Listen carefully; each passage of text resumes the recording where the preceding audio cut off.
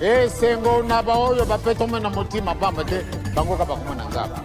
Eyo na ngai mundi ma papa simo kumbawa. Ou bien grand chrétien. Ah, je suis chrétien. D'accord. Kasi, révisa. Est-ce que vous allez kubongisa kama kama ndio penza juice nenye ya senga?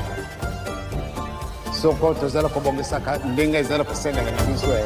Nde vraiment kuzala na biswe senga. Kasi soko boningo bozali te. Ozala ka unayo mutami be kote.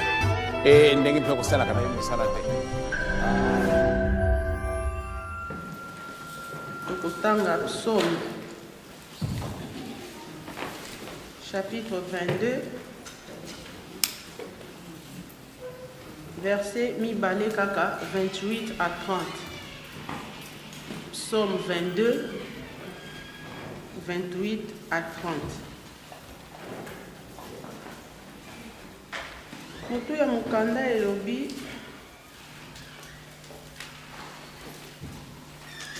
les souffrances et la gloire du Sauveur. Les souffrances et la gloire du Sauveur. Topesi mwa tango po biso nyonso pe totanga elongo.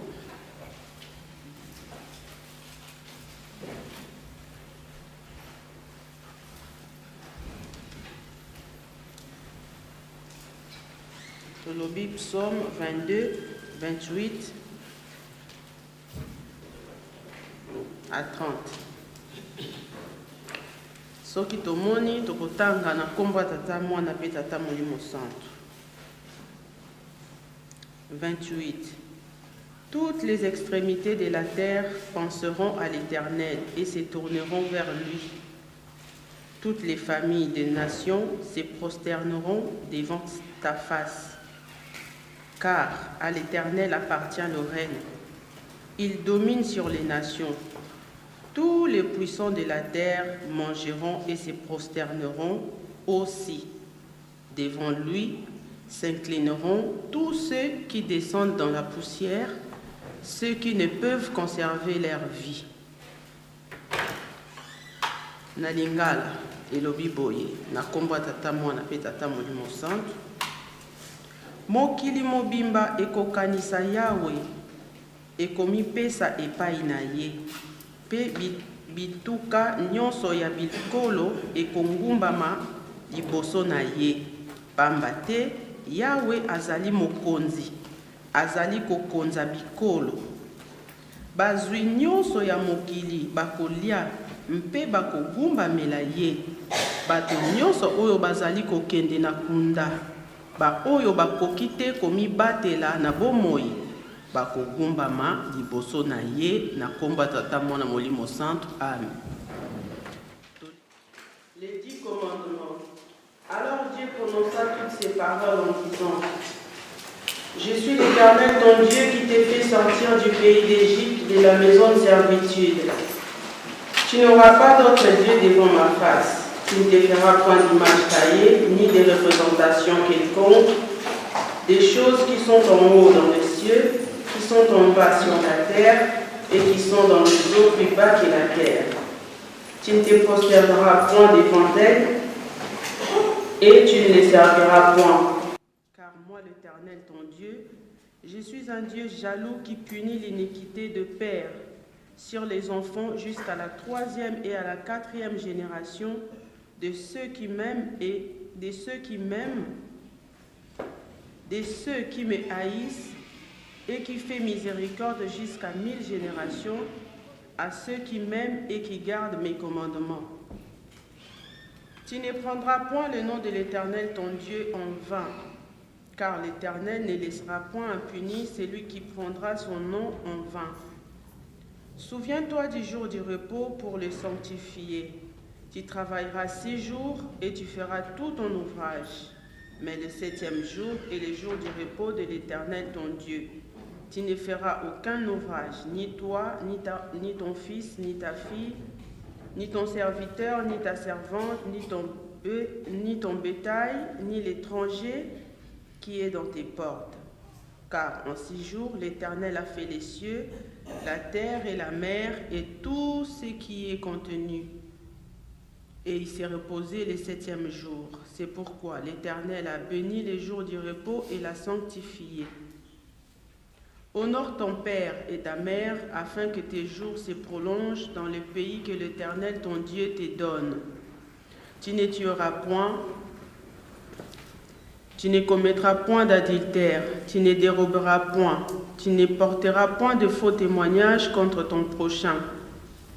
Tu ne convoiteras point la maison de ton prochain. Tu ne convoiteras point la femme de ton prochain, ni son serviteur, ni sa servante, ni son bœuf, ni son âne, ni aucune chose qui appartient à ton prochain. Tokoleka na 12 préceptes de l'Église. Nde tokotanga yango na kombo ya tata, mwana pe tata molimo mosantu. Respecter les autorités. Kotosa l'État. Aimer son prochain et ses ennemis. Linga moninga na yo, ndenge omi linga kape banguna na yo, linga bango. Ne pas fumer ni se droguer. Komela makaya te, pe matiti ya makasi. S'abstenir de consommer toute boisson alcoolisée, komela masanga te. Ne pas se laver ni dormir nu, kolala bolumbu te, kosokola pe bolumbu te. Ne pas danser ni contempler ceux qui dansent, kobina te, pe kotala mabina te. Ne pas consulter les féticheurs, devins ou astrologues. Tokenda kananda kwanganga te, to consultaka pe ba astrologue te. Ne pas se chamailler ou dormir sous la colère. To soa nakate, pe kolala nakanda te. Payer les impôts, to futaka mpaku ya l'État. Ne pas garder rancune contre son prochain. Kozala na kanda na moninga na yote. Reconnaître ses torts. Koyeba pe kondima mbeba na yo. Ne pas manger de la viande du porc ni du singe. Tolia kangulu te, tolia kape makaku te. Na kombo tata mwana molimo santu. Amen. Ndepo na sikoyo tokotanga mikanda mibale ya liboso ezali na Matthieu chapitre 21 verset 28 à 32. Matthieu 21 tokobanda na 28 tokosisa na 32. Na sima na ngonde tokoya kobeta sete na mokanda ya Proverbe chapitre 9 verset moko kaka 12.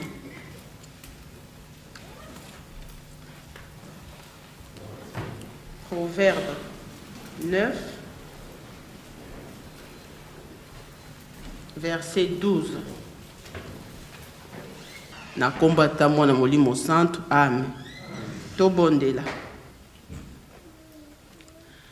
Na kombo tata ya mwana pe tata molimo mosantu. Papa kisoloke lukelo, papa dialungana kiangani, papa diangenda kuntima, banzambe misato na bule kati na tata simo kimbangu kiangani, nzambe tata molimo santu e bandeli pe sukande yo.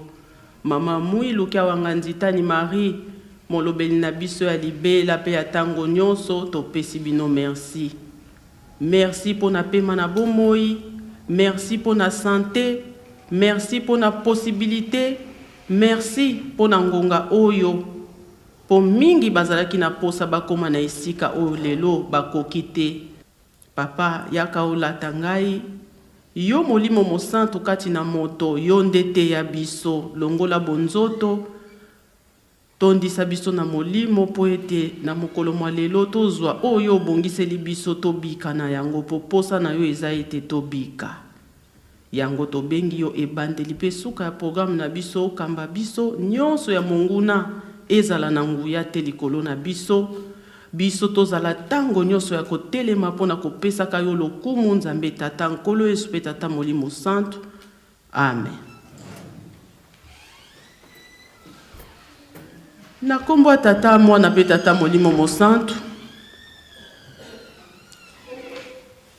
tolingi tosenga limemia pona tango oyo tolingi tolobela likambo ya tata nzambe po tozali na présence ya tata nzambe ndenge toyoki papa na biso alobi na libondeli esika bato mibale misato basangani pona kombo ya nzambe nzambe azalaka kati na bango. Donc toza na elike ete oyo toza komona liboso papa pasteur na biso aza ko représenter nzambe tata nkolo yesu pe tata molimo mosantu papa Simo Kimbangu Kiangani nde na yango tosengi limemia penza. Lelo tozali le 27 juillet 2025 ezali yenga ya suka na sanza oyo ya juillet.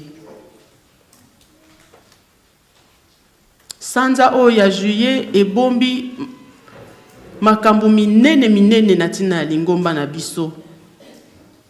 Moto ya yambo abandaki likambo ya lisanga oyo tosangani nango lelo mama Kimpavita kuna na Mbanza Congo. Le 2 juillet 1706 bakanisaki balongaki ye batiaki ye na moto batumbaki ye lokola kamundele na mwana na ye na mokongo. Le 2 juillet Koko Kinzembo abateli papa Kimbangu uta na bomwana na ye kino akokisaki age oyo esengelaki po ete likambo ya nzambe oyo ezalaki kati na ye ezwa esika.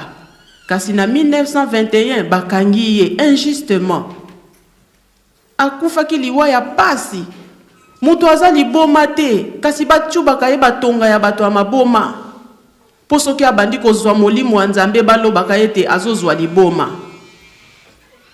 Le 2 juillet babomi ye akufi.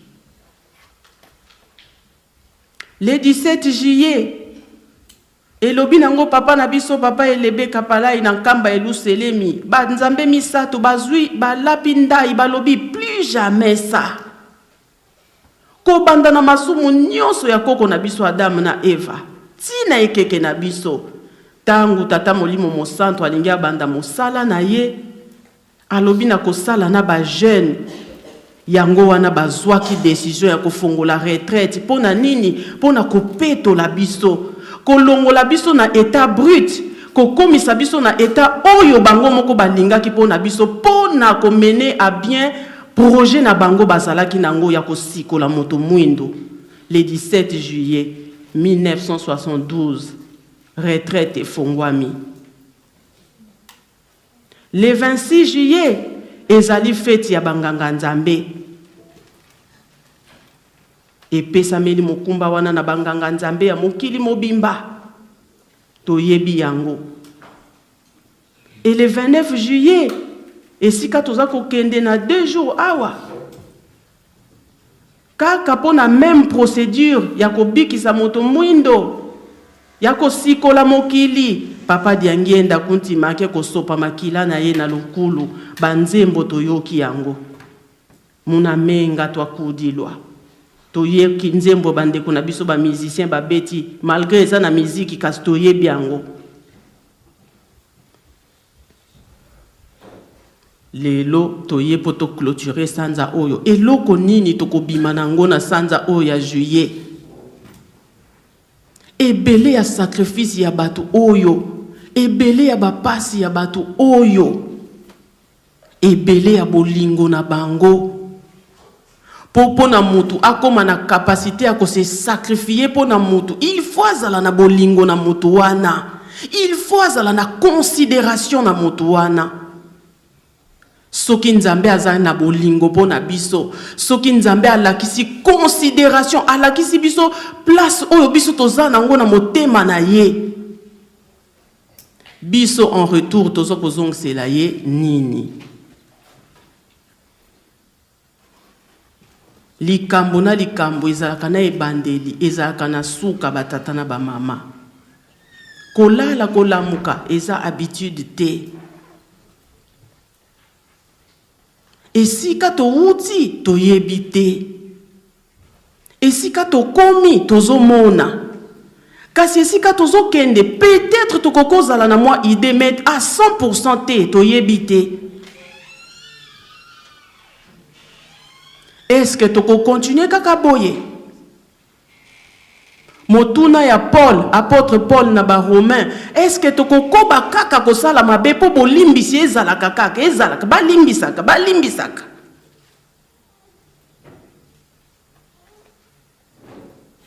Biso nyonso tozali bien précieux ya Nzambe.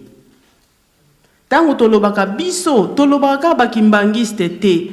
Pourtant mususu na makanti na biso tokoko kanisa ke papa Simon Kimbangu kiangani. Azaka ka Nzambe na milia bakimbangiste. Po tolobaka ngo ba Indien bazana Nzambe na bango, ba Chinois bazana Nzambe na bango, ba Américain bazana Nzambe na bango. Bazana ba religion na bango. Biso tozana religion na biso kimbangiste. Donc tata Simon Kimbangu kiangani azaka ka ya biso bakimbangiste. Non. Nzambe wana ba Chinois basambelaka. Nzambe wana ba Indien ba memiaka. Nzambe wana ba musulman basambelaka. O ba pakatelaka mbangu wana. Kaka tata Simon Kimbangu kiangani. Yende tata Kisolo Kele. Yende tata dia Lungana. Yende tata dia Ngenda Kuntima. Tata wana. Oyo yo yebi na kombo na ye. Oyo yepe a yebi yo na kombo na yo. Tata wana. Omoni pona nini eloba maka tout le temps ete tozali li bote li pamboli.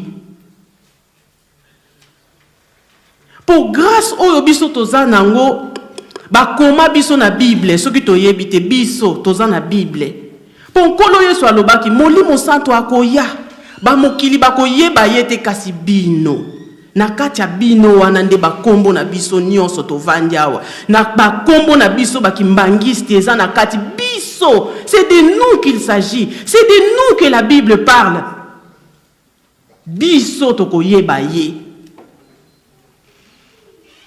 Sikoyo biso ango penza.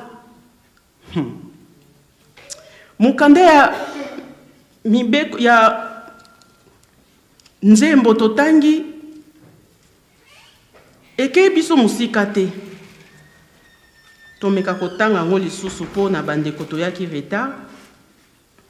Toutes les extrémités de la terre penseront à l'Éternel et se tourneront vers lui. Toutes les familles des nations se prosterneront devant sa face. Mabota manso tozomona na mokili. Ba oyo nyonso bazo yenga na libanda. Tangu ngonga ya tata molimo mosanto ekobeta bango banso bakobalusa bilongi na bango epai na ye. Bango banso bakoya epai ya tata Simon Kimbangu kiangani kofuka mela ye ndenge yo na ngai tosalaka en avance. Pour biso toza en avance. Ndenge papa alobaka toza na retard ya kotonga nkamba Yerusalemi. Kasi pona likambo tata molimo santo toza na retard te. Mabota wana nyonso tangu bako sosole ete Nzambe azana bomo ya kitaki azana biso awa nde bango nyonso bako baluka na miso epai na ye po yende Nzambe yebe ye kaka mosusu azate balobi lisusu ete car l'Éternel appartient à l'Éternel appartient le règne. Il domine sur les nations. Tous les puissants de la terre mangeront et se prosterneront aussi devant lui. Et devant lui s'inclineront tous ceux qui descendent dans la poussière. Donc, naba oyo bakufa. Nabi sotoza na bomoy. Naba puissants, ceux qui se considèrent comme les plus grands puissants du monde. Biso nyonso toko baluka epai na ye. Tina nini toke kozuila mukanda ya psomo oyo. Po biso toyeba ete biso kaka te soki biso toza lelo po yende aponi biso biso tozala yende alingi amilakisi epa na biso po soki amilakisaki pa na biso te tokokai koyeba ye te. Preuve en est que mokili lelo soko olobi tata Simon Kimbangu aza nzambe molimo santu toyebi déjà ba réaction na bango. Kasi ye alingaki biso yango aponaki biso kasi toyeba yango ete eza kaka biso te. Libota mosusu pe ezali mokili mobimba baza ya ye. Omoni batata na bamama.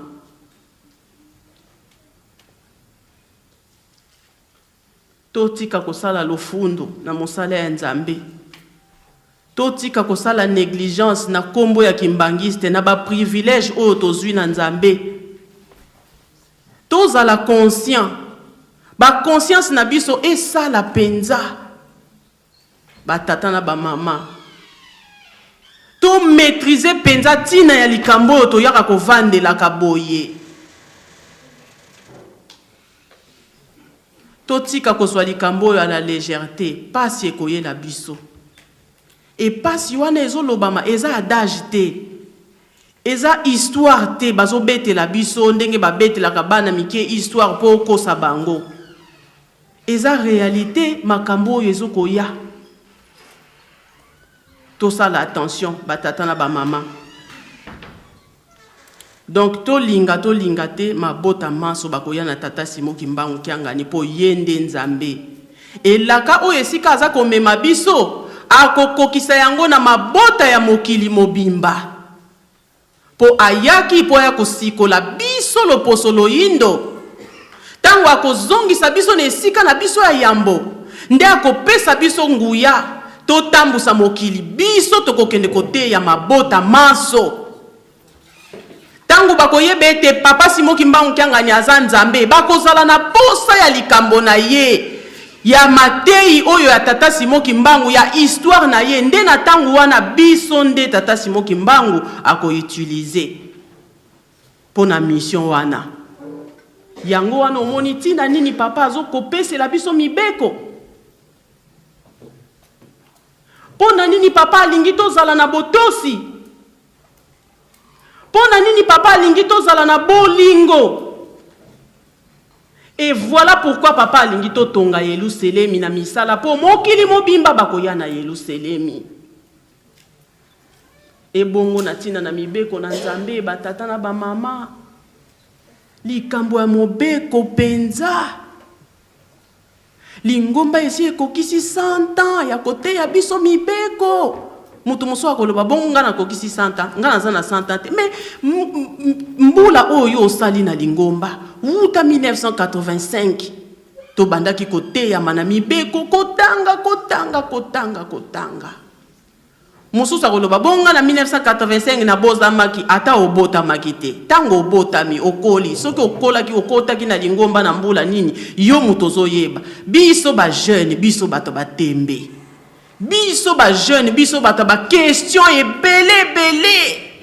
Parents yebisi yo kaka likamu ndenge mama sambeli awa mais moyen zate mwana il faut tuna ba question po alingi kaka moboti akweya po alingi nini moboti atosa ye. Nzoka nde moboti ndenge lisesa bakolo elobi mwana muke oyo amati likolo nzete. Akomona musika te koleka mokolo oyo avandi na se ya nzete. Ba français mingi toza nango te moyen na tiango na français oyo ya bino ezate mais oyo aza mayele alimbolela muninga. Mwana mukie oyo amati likolo ya nzete. Akomona musika te koleka mokolo oyo avandi na se ya nzete. Elakisi ete moboti alekio na mayele atake na université lokola yo te. Ata sali ba grandes études lokola yo te. Ata azana ba expérience oyo ozana ngona vie na yo awa te oyo ozomona te kasi moboti. Azana eloko ya motuya oyo nzambe atiaki kati na ye. Baki na biso na mibeko ete totosaka baboti na biso. Oza komona batata na ba mama. Bazotangela biso mibeko, mais tozo sala les sourds d'oreille. Tozo sala nanko toloba ouvertement. Oyebi eza pasi batata na ba mama, mwana na yo oboti na ndaku, mwana na yo moko oboti na ndaku. Ozoloba makambo azoyoka te. Ozoloba makambo azoyoka te. Ozopekisa azoyoka te. Ozopamela azoyoka te. Est-ce que moboti akozala na esengo? Ekokoma sujet ya mabondeli papa salisa ngai mwana azoyoka te. Mama mwinuki awanga salisa ngai bana oyo. Papa simokimba onkianganisa. Po likambo wana ezoswa na motema. Po posa ya moboti mwana ayoka ye. Po yende moboti aza na raison ayebi nzela nini oyo esengeli pona komema mwana na ye na bolamu. Ebongo Nzambe. Nzambe mokeli na biso penza. Atiki pe mabota ya nguya na mokili ayeko lokota biso biloko pamba toza biloko te na miso Nzambe. Soki tata Simoki Mbango atelemaka te na 1921 abenga na mundele elinga kosukela biso boni boni. Est-ce que tokoki ko imaginer moi scénario wana soki tata Simoki Mbango ayaka te ndenge bazaka koteka biso kwa biloko pamba elinga kosukela biso boni boni. Est-ce que tokokai kozala na liberté na bamboko oyo koya pe na bamboko oyo kovanda esika moko na mundele kolia esika moko na mundele kosala na ye longo kozala ba porte na mindele toza na ba collègue mindele ba misusu kutu tozo bala mindele tokotisi mindele na ba famille na biso soki tata Simoki Mbango atelemaka te. Nani akokai kozala capable ya kosala la biso likambo wana biso biloko pambo les singes les macaques. Reconnaissance eza biso te batata na ba mama bakimbangiste mayele eza te to nini kokanisa eza te to nini mutu amikabimbe kaboye mama kimpavita batie na bûcher na mwana na ye na mukongo ba pelisi moto. Imagine un peu. Kasi alobi botumba ngai likambo te me Kimbango akoya. Bolinga te Kimbango akoya. Nyonso wana pona nani? Pona yo, pona ngai. Ebongo mobeko Nzambe likambo nini batata na ba mama. Soki balobi totosa Nzambe nyonso elingami na kotosa Nzambe kaka tolia mama na ngai mwana na ngai mamvete na kotosa Nzambe nde bolamu eyaka mamvete olala olamuka likambo eswa yo ndenge nini esala pasi ndenge nini na kotosa Nzambe nde bolamu eyaka batata na ba mama na kotosa Nzambe nde bolamu eyaka soko ozotosa Nzambe okolinga te moninga na yo azala na pasi soko ozotosa Nzambe okolinga kozongisa mabe na mabe te soko ozotosa Nzambe okotala mabe ya moninga te okolimbisa ndenge na mobeko na biso ya lingomba elobi limbisa linga ndeko na yo ata monguna na yo linga ye. Pona nini tozosepela na matei ya mokili kasi ya Nzambe ezozwa esika te na mitema na biso nzoka nde matei ya mokili esungi biso na eloko te kasi matei ya Nzambe pamela ya Nzambe bolingo ya Nzambe nde ezokomisa biso lelo pe ezomema biso bisika tozokende. Sikoyo yo lobi nini ngana lobi nini basimbela biso fimbu tozwa batu mabe tokanga na batu minemi soki mutu alobi lokolo lati mabe okokota na ndaka Nzambe te zonga okaneli ye na zela na kolaksa yo. Me wana ezaleli nini? Papa atei biso alobi bandimi toza batu ya komikitisa toswanaka te tobundaka te na kimia kaka soki mutu nyonso alongwe na ndaku na ye na kimia na limemia abongisi ezaleli na ye elateli na ye nyonso ya ye pona nini surveillant akotelemisa ye na porte akotelemisa ye te bonjour boye imalamu papa soyez les bienvenus okoti ovandi na ndaku Nzambe na esengo nyonso. Mais pour na kozanga kotosa Nzambe tozoko créer ba conflit eloko eza conflit te mo komisi yango conflit. Oza komona batata na ba mama bakimbangiste libota ya talo ya Nzambe. Gouvernement ya Nzambe bakimbangiste. Nzambe alaki biso nde tokotambusa mokili. Siko eloko ni ou soit tozo considérer papa te, ou soit tozo considérer Nzambe te, toza na confiance na ye te, toza na considération na tata molimo mosantu te. Po yangwana moye tosa makambo na ye ezate. Est-ce que na moya lelo toza bato tote ya lisusu ba mama botia ba meshi te na mutu, ba mama botia ba vernis te, ba mama totia ka batissage te, ba tolata ka pantalon te, tolia ka ngulu te? Est-ce que biloko wana tokoko te yango lisusu lelo? Nanya yebi yango te awa. Mais soki balobi to longola bitambala ba meshi ezawa, ba tissage ezawa. Soki balobi to tanda manzaka ba ina ezawa, ba manzaka ezawa. Donc ça c'est bien. Eh batatana ba mama, to pesa ba réponse. Oza penza conscient oke na salon bakangi yo suki no a bien bati o babiloko no wana, lokola to sito yebi ndenge ko linga kitambala, o lingi yango penza bien. O telemi na chorale ozo yemba. O babeti pe miziki awa, o leki pe na défilé ozo denda. Donc, ozo ya ko tchola ta simo kimba mkiangani. Yo, oza pomba. Oza na makasi ya ko bunda na moto alifelo, eh? D'accord. To bonga manabiso loko toza na makasi ya ko bunda na moto alifelo. Sala nyonso lingi. Loko na muta ko benga na muto awazate. Banda lelo ko yali susu te bima. Non. Lokola mutu akobenga na mutu azate awa, mais lelo tata simo kimba mkiangani aye ko sala biso rappel. Et loko nyonso ozo sala wana ndengo ozo ko buka mobeko ya Nzambe. Ndengo ozo ko bebi sa programme ya Nzambe. Oyebi te ko oza na kati ya ko bebi sa programme ya Nzambe. Courage. Bonne continuation. Kasi oyo asepeli, oyo aza na confiance na tata simo kimba mkiangani. Oyo asepeli ko tosa tata simo kimba mkiangani. To batela mibeko. Pona ko tosa nde bolamu ikoya. Lelo to kolongola ta mobeko moko te. To komemango nyonso nzela moko. To simbi Bible. Exode chapitre 20. Lelo to yekola nanu mukanda ya mobeko. Moto na moto asimba Bible na ye penza. To tanga ngo nanu elongo moko na motema ya kokita penza. Siko to comprendre eloko nini eza ko empêcher biso.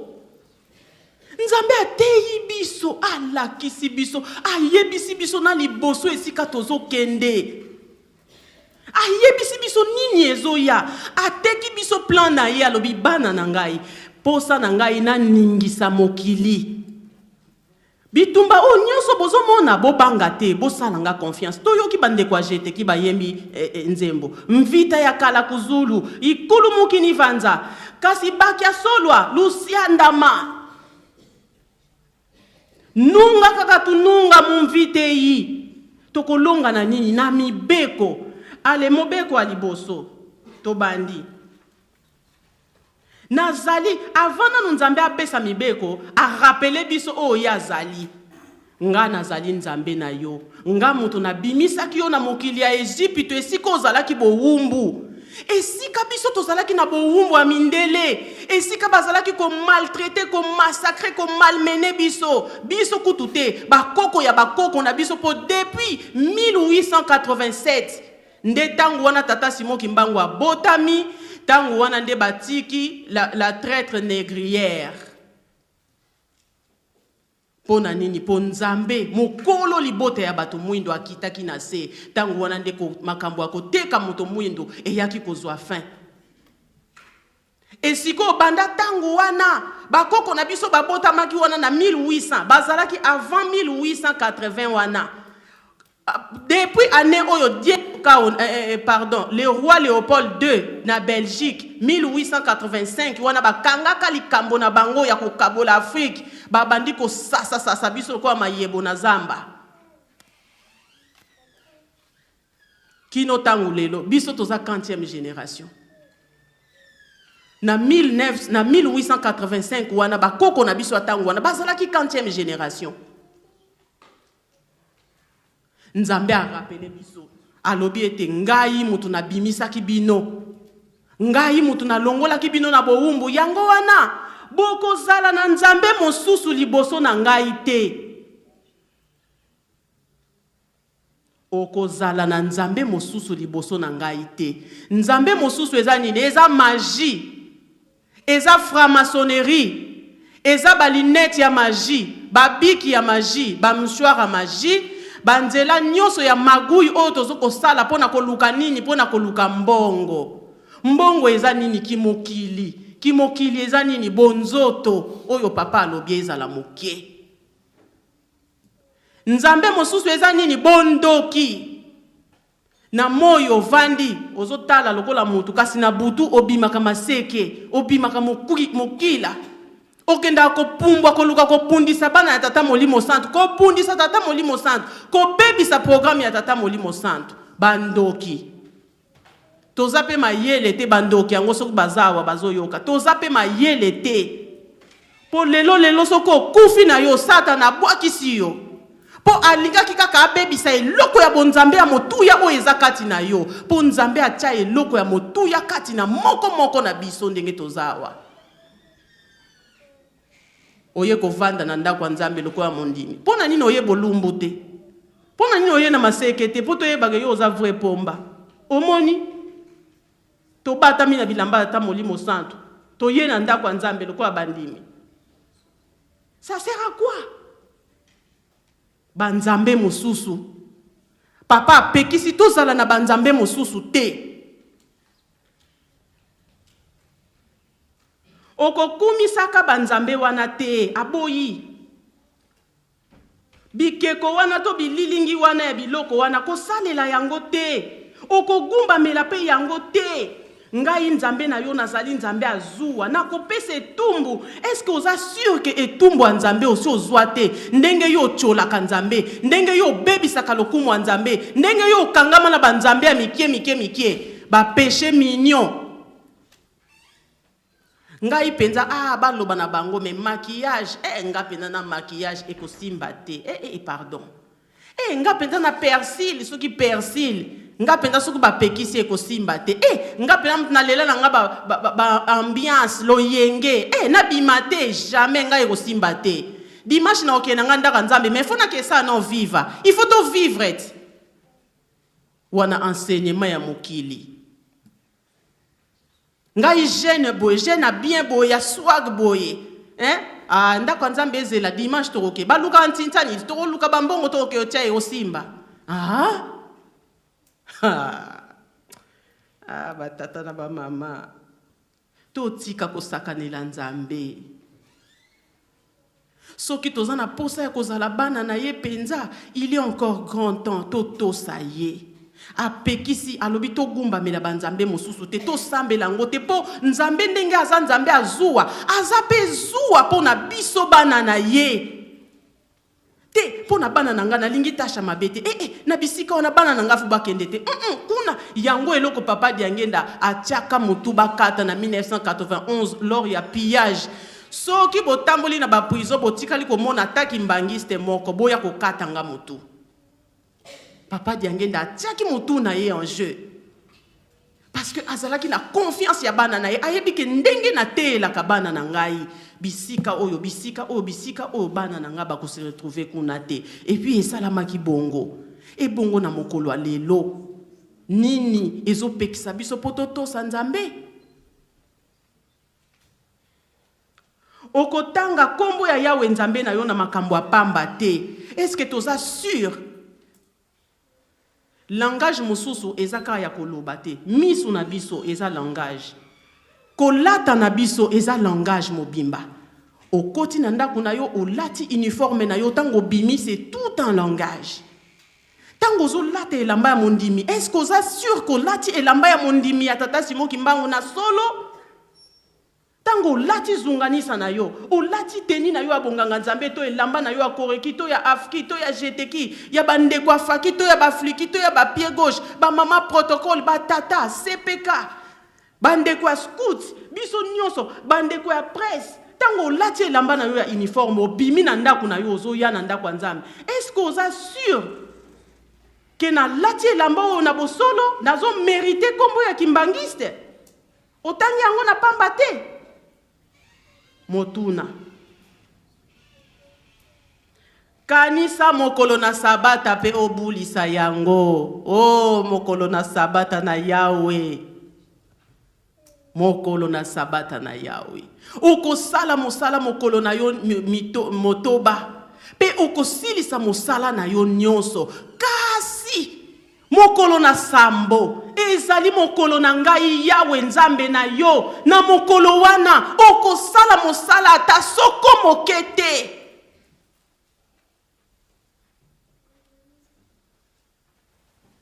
Soki totala ni na bakiti awa totuni ba misusu bazawa bazana misala, bazana misala, bazana misala.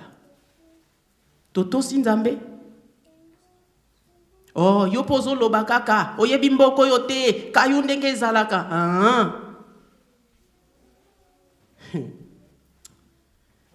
Mingi baloba kete, soki ezalaki nga, likambo Yuda sasala Abele na salaki te, lokuta na yo ndeko nanga. Tozo sala yango to tozo sala te. Oke sambela kayu. Na ba kayu wana balataka ba pantalon o tenue de travail. Soki nzambe abeti ngonga mokolo ayenga. Okozala wapi? Papa, kanisela ngai na yembela kayo longwa kuna na yebi yote. Yango tozozela batata na ba mama. Te il faut to fongola misu to meka ko comprendre to longola nanu kilo yenge. To longola nanu kilo yenge oye yaka soki pasteur a telemi abandi ko loba. Soki ba lobi présence ndako nzambe biso no stokomi ye. Est-ce que to yebi mama ya likambo ya kimondimi? To yebi eloko nini nzambe azana posa na biso? Pona nini nzambe azo komemela biso lolengo oyo? Mipeko azo pesa biso to yaka kosala nini? Tozana mokili ya mboka oyo mokolo mosusu elekaki vendredi awa kaka na sanza ya début juillet, oui, fin juin ezalaki soki fête ya laïque, soki laïque ya bandeko ba musulman naki kotika bana na classe na kamwe. Oh, mais école etikali vide. Oh, tout le monde est allé à la fête. C'est quelle fête? Oh, la fête des laïcs. Donc c'est comme ça. Oui, mais avec les Arabes, ils ne plaisantent pas avec leur religion. Hein. Avec leur religion, ils ne plaisantent pas. Bana ba ye na classe te ba boti nyonso ba memi bana na bango ba keyi na ndako nzambe. Et chaque vendredi, okende ko luka na ba boucherie na bango na ba pâtisserie na bango fermé. Kasi batu wana ba yebi nzambe te. Mais tala botosi bazanango. Bakimbangiste, toza ba témoin, to yebi lokola to sto umeli awa, toza na ba camarades, toza na ba voisins, baza ba musulmans. Nini esalaka bango batosa ndengwana? Pona nini botosi wana? Pona nini bobangi wana? Ata kutu soka ko kende ndako nzambe te kasi magasin na ye akokanga. E bongo penza biso toza libote ya tata molimo santo. Nzambe ya Abraham, ya Isaac, ya Jacob. Aye kosala continuité ya lisolo na ye, ya histoire à Bible. Biso bakimbangiste toza continuité ya histoire à Bible. Continuité ya histoire à Bible. Ba oyo tokendaka na nkamba, toyebi nzela oyo ememaka na nkamba.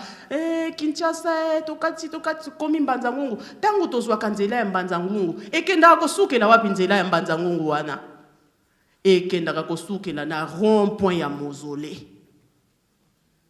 Nde suka ya nzela wana ya mabele ya mbanza ngungu, rond-point ya mausolée. au tourner temple, au tourner mausolée, au yoko souka na liboso à résidence à papa. Et là qui s'y était souka ya histoire ya Bible et ko souke la kuna. Ba tata ba mama kombo alite yo yo fongo la miso, sala boulot comprendre. Fongo la miso, sala boulot comprendre. Soko zaki na idée te banda ko zwa idée.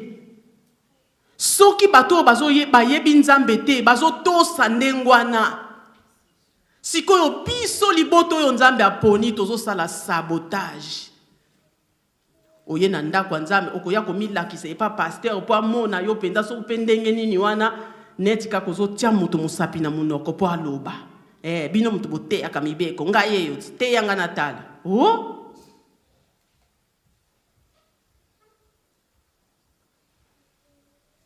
mokolo moyenga mituna otosi to tosite po nzambe apameli alobi okosala mosala ata soko mokete yo kutu te memi boyi na yo soki eza na batu bazaka na babone na bandako nzambe alobi ata bonne na yo aya mosala te.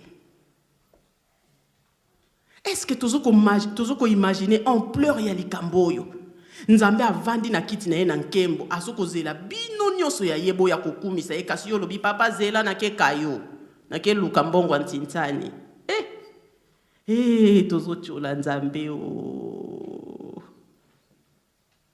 tozo sakana na nzambe libota ya nzambe libota na ngai mawa libota na ngai mawa libota na ngai ya baindo libota na ngai mawa pona nini tozo pesa nzambe mawa soki ba raté bazoko tungisa nzambe soki ba raté batelemi po babundisa tata molimo santo ebongo yo mwana na ye na kati ya ndako na ye olobi nini yo pe oseliye na yo na ba raté po ba kombo mosusu ça ne sert pas kotanga ngo faut ko benga bango na ndenge moko likolo les raté bazola la pongite ko sala miango pona ko bundisa nzambe pona ko bebisa likambo nzambe ayela ki na se na moi pona bolamu wa mutu mwindu. Donc nous sommes en train de nous lier avec les ratés pour combattre l'œuvre de Dieu. C'est ça. Papa pekisi bokabwani. Papa lobito vanda kimia tozala na boyokani to tonga Yerusalemi botalela ngai bozala sima nanga nazana bino. Mais pour nani tozo sala confiance na papa te eloko nini ezoko lakisa ke tozo sala confiance na papa te po tozo koka kotosa mibeko na nzambe te tozala ki batu ba rappela kabiso susu mibeko boye te po to yebi yango par cœur. Omitali na kitala talo miluli olobi na bonga tika na misepelisa bongo posa ya nzambe mbala sima toleka ki awa totuna ki mituna obota maki pona nini oyaki kosala nini oviva ka pona nini tokufa ka pona nini mutu aza eloko nini toleki na mobeko mokolo ya sabata toleki okopesaka tata na yo pe mama na yo lokumu po ete ozala na bomoi ya molai kati na mokili o yawe nzambe na yo apesi na yo. Totosaka baboti na biso na bandako toutaki kolobela ngo awa. Lokola yo okomi molai, okomi munene, oleki papa, okomi kotala papa na se. Papa ata lobi, rien à faire. Papa aza susu mayele te. Papa azana liloba kolobate, mama kutu kolobate. Nzoka nde nzambe alobi totosa baboti na biso. Soki to mesani na kotosa kobanda na bandaku na biso. Na lingomba pe to koyoka pasi ya kotosa te. Na groupe na yo pe okoyoka pasi na kotosa te. Soki ba pekisi à partir d'aujourd'hui to sala susu boyete. Okoyoka kilo te po osi o mesana ki na kotosa na ndaku na yo. Et pas na bino. Kasi soko mona katata na mama de moins que rien, Allez, un individu, un simple dirigeant ou responsable de groupe, ce qu'a télémé à Zoloba, oso ignorer complètement. Et surtout que Dieu loba français ko lekaye, osa na ba possibilité ko lekaye, ce que ba sengi tintani yoka muto téléma, donc les autres ils n'ont rien à dire. Non. Toye ko la koto sa ba tata na ba mama. Tata na mama, tata moboti, mama moboti na lingomba, tata nyoso tata na yo, ezala na quartier. Ezala na école et si kanyoso zalaka oyo nyoso aza mokolo na yo tosa na kotosa nde bolamu eyaka tosa la boule to comprendre na kotosa nde bolamu eyaka okoboma te koboma eza na balolenge ebele na maloba kozongisa bambeli bandeko baflitiste fo bayeba langage wana ya bambeli kokata mangala. Et puis quoi encore? Encore que tu as en français, ce que tu as en qui wesh. Hein? Ah, t'as rien à dire. Babilo wana to yebi ko sala ngo bien wana. Non. Non, tu as jeune tata simo kimbangu kiangani. Et si kanyo sozali la ki sali memia. Koboma mutu te na ba réponse à ma bé, na ba langage à ma bé, ko katela mangala na mukolo te, ko zokisa motema ya mukolo te, mikiti sa yo katoli. Papa te ya kibiso yengele kaki awa, papa selo, alobela kilikambo ekobo. Aleka ki yango likolo, kolongola bazemi, komela bakisi. Oko kende na maternité bakotuna yo. Est-ce que vous voulez des ce qui bakisi wana ba pesa ka pona ko zemi te kombo nango ekimi to yebi yango. Ba anti-contraception. Voilà. Biso bakimbangiste tous on a droit à biloko wana te. Soki zemi ye epele bazo luka bazemi bazo zwango te. Tozo sambe la papa kanise la biso bana bazoko bala mabote zate soki yozi opportunité akozwa zemi mema mwana na yo o batukutu bakosekanga batukutu bakoloba non kotala ka batu te lisumu ya ekobo muko mususu nazoyoka ba mama musu bazoloba awa kutu atote lisumu ya ekobo okote okolemba na yo baba ndiko seka. Batata na ba mama. Nakotea nakolemba. Bon likambote kasi oyo aza mwana ya tata simo kimbangu kiangani. Tozo kendeleka na système wana mibale. Oyo alingi na oyo alingi te. Oyo andimi na oyo andimi te. Oyo aza mwana ya tata simo kimbangu kiangani. Ya solo wana penza to pesa na biso libre cours na bikobo. Mama nanga abetela kingali solo. Alobi mwana nanga biso tango tozokola. Papa ki solo kele. Ba mona ki ete koko mikala azoko kola. Koko mikala komi kokola esengela ki baluka jeune fille moko. Oyo ako yingela azala kalokola pene ya koko mikala pour un jour soki koko mikala azate jeune fille wana azwa isika wana. Papa ki solokela bengisa ki réunion monene na centre d'accueil ba bengaka ba mama na ba jeune fille presque ya lingomba mobimba. Et papa ki solokela pesa ki motuna na ba mama na ba jeune na zana posa ya ba jeune oyo baza vierge. Ba jeune oyo baza vierge ba tombola misapi alobi boyoka soni te bobanga te na yebi likambo nini naza nango posa yango wana omoni naza na posa na yeba batata na ba mama ata 5 bakoka kite bon bokitisa maboko naza na posa ba jeune fille oyo bazake balongola bazemi babala te me balongola bazemi botombola maboko mutu ayoka soni te wa bokitisa maboko naza na posa ya ba jeune fille oyo baza babala baza na bandako mabala me bazemi elongwa botombola maboko wa ba tata na ba mama nzambe atiaka eloko na virginité ya mwasi ezali na elembo pe na impact munene kati na likambo ya tata nzambe awa balobaki okoteya makambo ekobo kolemba na yo sikoyo ndenge nini bokozwa courage akovandisa mwana pona kolakisa mwana comment garder sa virginité jusqu'au mariage. C'est un sujet très délicat, totiango entre parenthèses. Pour makambo mususu moya kolobango ezate. Oza komona. Tout ça kotika bana libre cours batambula ndenge balingi. Ba parents mususu fa lo bana mwana na ye. Allez, va tu vas te retrouver avec une fille pour vérifier ta virilité. Est-ce que tu es viril ou pas? Yo kutu bana bota yo na mona yo clarté. Est-ce que yo ko bota na yo? Allez, quel est no ko bima na mwasi na mona so ko bota?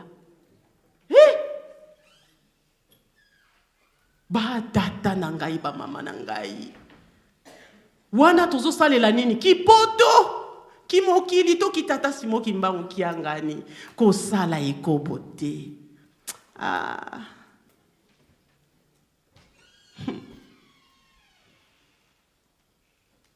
yo mwana mobali esika nyonso olekaka ozalaka na ba fiancé okende kuna ozana fiancé okende kuna ozana fiancé okende ko simba banzoto abana basi ko simba lobi tango okende na libala ekomi o azobota te o mwasi azamabe o boye na boye o ba dossier komi milai oyebite ke sika nyonso tamboli ozokende ko tika ka lipamboli libonza ya motuya oyo nzambe atiaka kati na moto.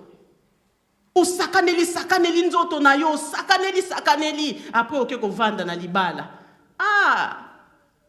Totika kotiola nzambe, batata na ba mama Saint-Denis, paroisse ya Saint-Denis. Toza na posa nzambe atiela biso motema penza. Soki tobenga mi bilombe ya papa, tobenga mabilombe ya papa kaka pona ntintsani te. Biso mtu totiaka mbongo ebele. Oui, c'est bien bon. Mais il y a ce qui est mieux. Toteyana, to banga nzambe, to yokana, to longola ba kilikili. Nzambe atiela biso motema penza. Ba jeune, na faki, na fluki, na MSSK, na koreki, na dirigeant, na GTK, ba mama ya Saint-Denis. Tata simu kimbankangani, il faut atiela biso motema penza. Ayebi tata na Europe ba jeune basé belé kasi na Saint-Denis na kokotanga ta mitano mine o yangai na tela motema. Pourquoi pas 10? Pourquoi pas 50? Pourquoi pas? Volonté égale victoire. Vouloir c'est pouvoir. Soki tolingi ko pesa nzambe sengo tokosala ngo awa. Okoloba matato lia lokuta te. Okoyiba te.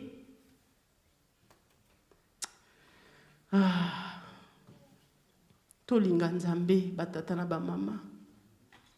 Tolinga nzambe topesa ye sengo tozala lokola ba ratete ba sepeli kozala na ngambu ko bundisa ata molimo santo.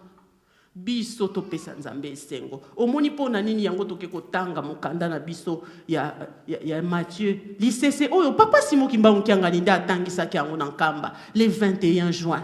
Ba musicien sanza ya juin. Nde nzambe atangisa ki lisese oyo. Ba tata ba mama. Atindi bana mibale. Mususu alobi na boyi. Nako kende te. Mususu andimi nako kende. Kasi akete. Siko yo mwana tata Simo Kimbangu na Saint-Denis lelo yo mituna nazana el nininga. Est-ce que nandimi na kei to nandimi te nandimi na kei te to nandimi na sima na kei. Catégorie na biso na bizaleli na biso ezomona no ebezo laksa nini tondimi kasi tozo salate yango wana omoni tolobaki na mukanda Psaume to kanisa teke ezaka kabiso mabota nyonso ya mokili eza ya nzambe esika kuna bakoya koyeba ete nzambe azawa Papa pasteur na biso ye yo azalaka témoin. Yende tata diangenda kuntima atangisaka verset wana ya Zacharie 8. Batata na ba mama. Papa nkazi na biso ye yo biso nso tozotala. Esika balobi kimbangiste. Esika balobi Israël to tia kimbangiste. Biso nde tokotambusa mokili. Bako yako luka biso. Mais bako yako luka biso eza honneur oyo nzambe apesi biso. Pona nini pona mibeko. Biso tokotambusa mokili na mibeko ya tata Molimo Santu. Na tina na mibeko oyo eza donc le kimbangisme tozo ya ko restaurer ba valeur oyo ya kibomoto oyo elongwa oyo ebungaka. Ba longola kibiso kibobiso, ba tia kibiso kibowumbu. Ba bungisi biso nzambe na biso, ba bungisi biso culture na biso, ba tei biso nyonso ya mabe oyo biso tozolula lelo. Kasi nzambe alobi lokola liboto oyo naza nango posa. Oyo ya ngai boya kotoyo. Ali nalingi boyete.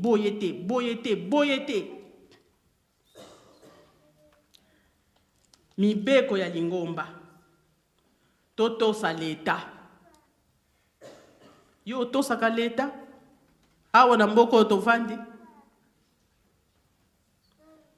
to linga monguna baninga na biso ata monguna na biso linga ye wana tata Simoki Mbangu kyanga ni mutazo loba siko mwana na ngai yaka yoka toli okozala na banzambe mususu te ngaka kanzambe na yo okosaleke kote okokumisa ngo te keba na mokolo wa sabata okolinga okotosa tata na yo na mama na yo oko bomate, oko sale kobote, oko yibate, esko zo yokanga mwana na yo, nangai ingeta papa na zo yoka yo, Mibeko mosusu, oko linga leta, oko zongsa mabe na mabete, ata munguna na yo, mutu asali yo mabe menzambe alingi alobi, ndima.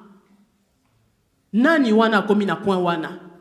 Tozaka ka bilongi kuna, ye kutu, nako talete, ye kutu, nga kutu, kuna kutu te, Bon, c'est que bâtir la biso motema te.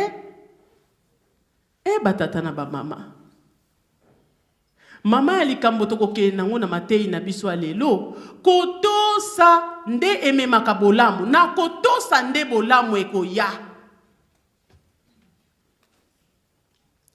Soki tozotosa tata Simoki Mbangu kiangani te batata na ba mama. Eza na mabota ya mokili bakoya kotosa ye. Ezana ba oyo nzambe akokende ko sisite bango batu oyo tata Simoki Mbangu kyanga nya kokende ko milakise pa na bango ete ngai nzambe na bino omoni batu oyo nyonso basambela ka ba groupe de réveil batu nyonso babelelaka au nom de Jésus biso totolaka bango mais batu wana la plupart miso na bango ese koma na église kimbangiste omoni ndenge ba église mususu bakoma kolatisa ba mama kitambala ezana ba église mususu bakoma koteya ba tissage oyo ba mesh oyo ba manzako oyo ezana ba église mususu bakoma kopekisa même kolata ba pantalon na ndako ya nzambe ba mama il faut bolata maputa totala ka ngai lokola motei na talaka batu wana lora ba prédication na bango na talaka na yokaka bakomi ko sala bantintani bazo ko se rapprocher mukie na biso bakimbangiste etikali kaka na eloko moko soki ba comprendre kaka ke nzambe oyo bango babelelaka yende tata Simoki Mbangu kyanga ni na nkamba esili biso tokozangela po batu wana tangu bakoyoka mibeko ya nzambe pe lolenge o nzambe alakisi bango batambolela batu wana bakotosa papa à 100% etangu wana biso tokobando yoka soni yo za pied gauche lobi okoko piata nzoto lelo yeko lata teni oyeko telema yo za musicien lobi kuna okoko piata nzoto meli ba masanga makasi ba biloko ya makasi oyeko fula musique fu ozo fula musique na nguya ya nani ya diamba to na nguya ya tata Molimo Santu ba flûtiste pareil batata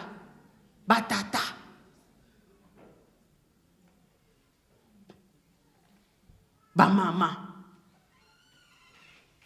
tala to bongise ezaleli na biso soki to lingi penza ya soki penza toza bana ya tata Simoki Mbangu eke to yaki po to bika eke toza prêt po na kopesa papa maboko to bongisa bizaeli na biso toyekola kolingana no nzambe po oyo ezomonana neti tolingi nzambe te po soko olingi mutu te moyo sepelisa ye eza te.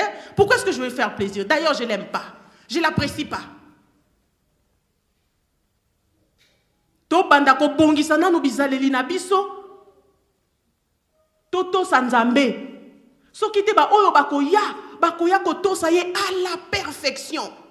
Le 8 novembre 2024, papa alobi nankamba, bo komi kaka ba discussion na ba discussion. Soki na lobi likambo kaka ko discuter, papa te moto alobi, papa te moto alobi.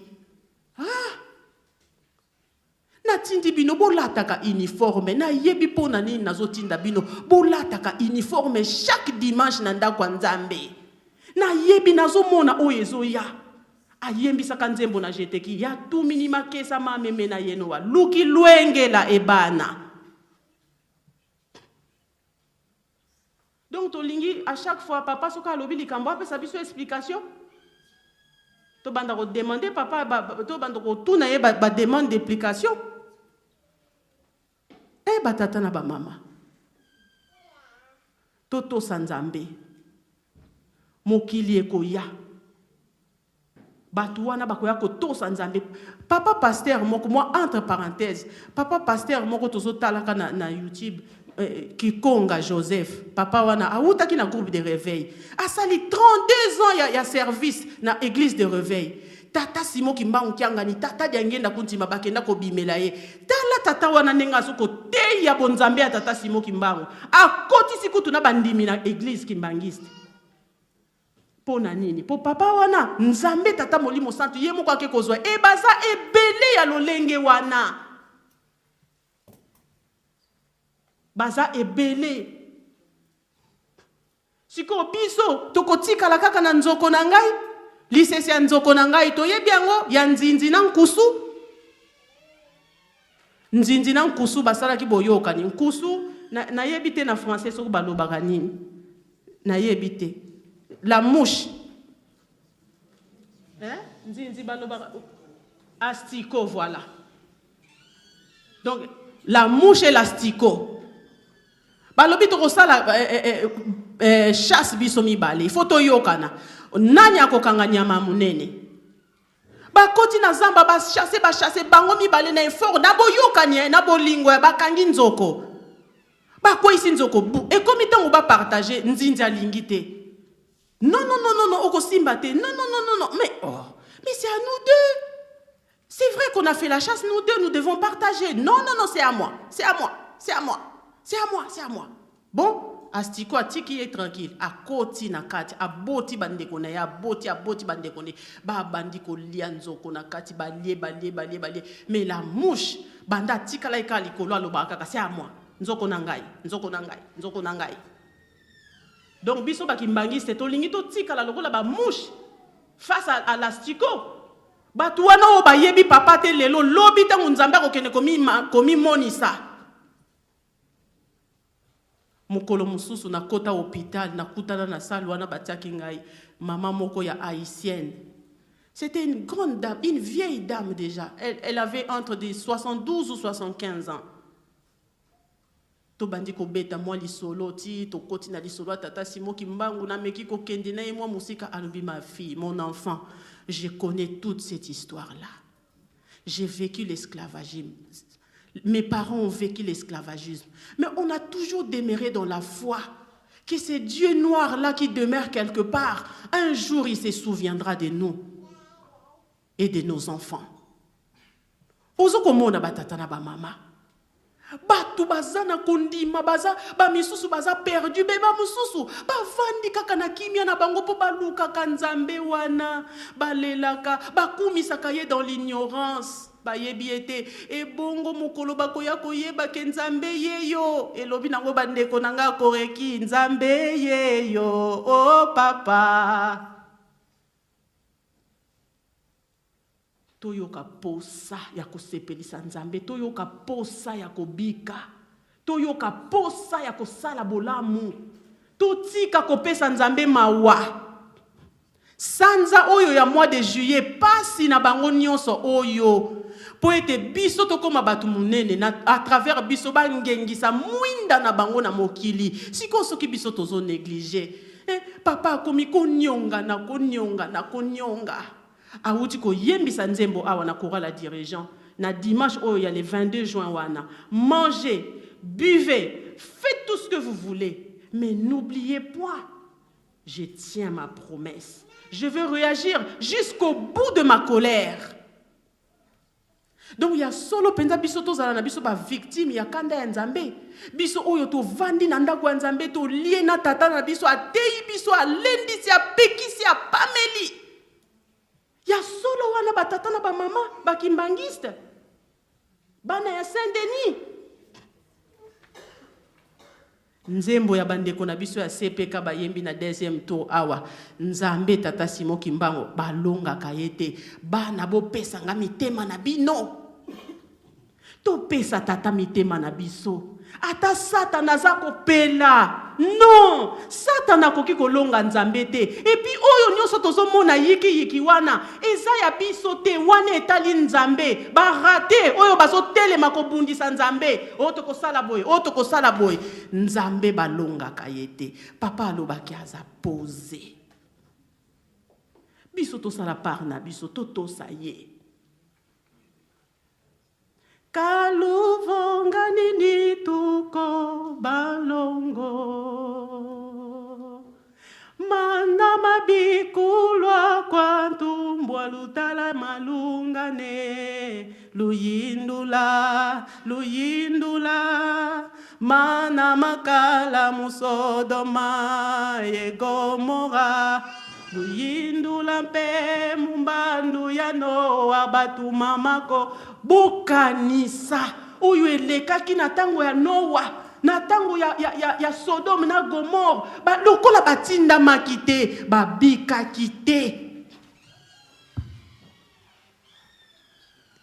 Silwa kembela yezimbasi muna kembo wakubi kwa balongo kaka sibemona wo Muna lumbokina zulu yentoto sibiani kuna bambisi bavisa lulendo lwa tata Kimbangu Satana weti bandila mambu mabikulwa kwa tata Kimbangu kamalunga nako Satana azokanisa ete tata Simon Kimbangu makambo alobaki ekosalama te. Nzoka ekosalama.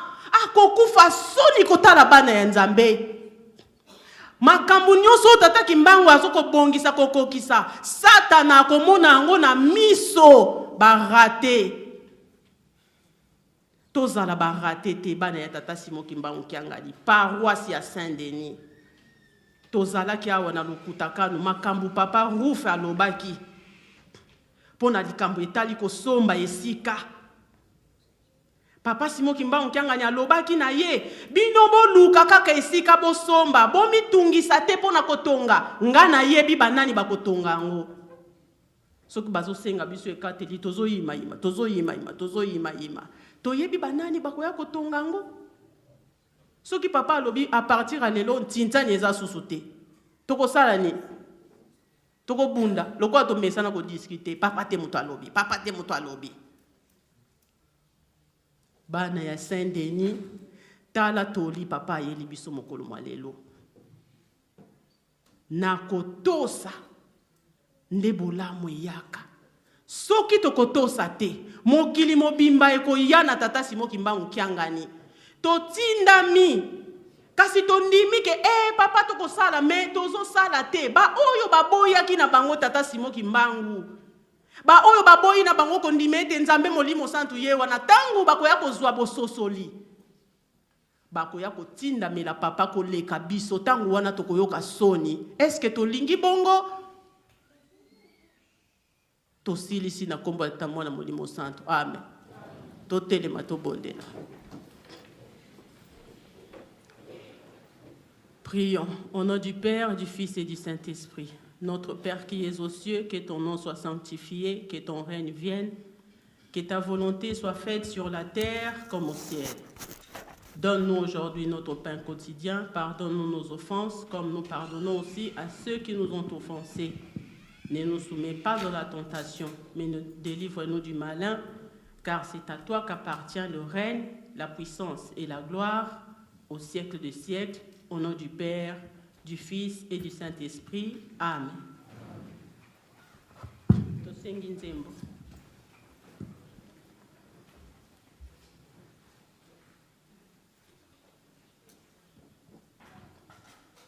Mondi miyeba kotuna mo mondi de mondi miyeba kotuna mo ezali kozela yo mosala oyo apesi yo osalela na solo mondi miyeba kotuna mo ezali kozela yo